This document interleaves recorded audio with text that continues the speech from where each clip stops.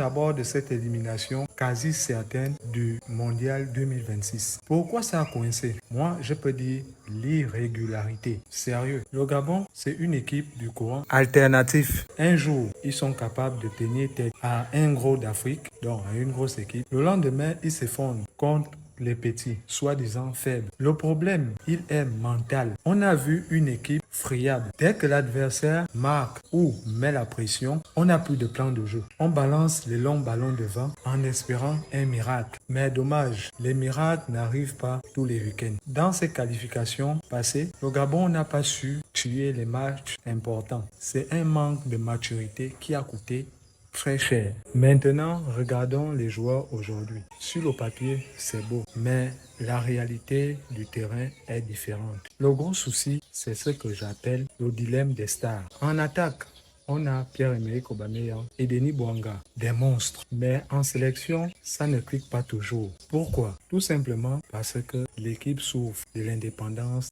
de Pierre-Emerick Aubameyang. Les joueurs cherchent systématiquement Aubameyang, même lorsqu'il n'est pas démarqué. Ça rend le jeu du Gabon trop prévisible. Et Bouanga, lui, il y a des moments, il se retrouve toujours très isolé et il n'y a pas possibilité de jouer. Lorsque je regarde au milieu du terrain, on a Mario Lemina, une superstar, un super joueur et un guerrier. Mais le problème, c'est que il est trop seul. Je sais que beaucoup viendront me dire Kanga Guelor est là et tout le reste. Mais Kanga Guelor n'a pas l'impact de Lemina. Physiquement, il n'a pas ça. Il manque de créateurs autour de lui pour garder le ballon et calmer le jeu face aux grosses équipes. Enfin, parlons de la défense. Soyons honnêtes, la défense, c'est du n'importe quoi. Du n'importe quoi. La charnière centrale manque de vitesse et d'automatisme. Les latéraux montent bien, mais défensivement, ça laisse des boulevards. Pour la CAN qui arrive, c'est très inquiétant.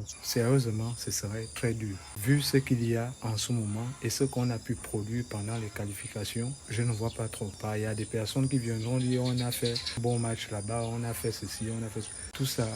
Vous ne regardez pas les vrais problèmes qui sont posés. La CAN, c'est la compétition la plus dure physiquement et tactiquement. Avec cette défense qu'on a actuellement, une défense qui prend l'eau, le Gabon risque de se faire punir lorsqu'ils vont croiser des équipes comme le Sénégal, le Maroc ou encore même la Côte d'Ivoire. Si Mouyouma ne change pas le système pour bétonner derrière et jouer ensuite en contre-attaque, on risquerait de sortir au premier tour.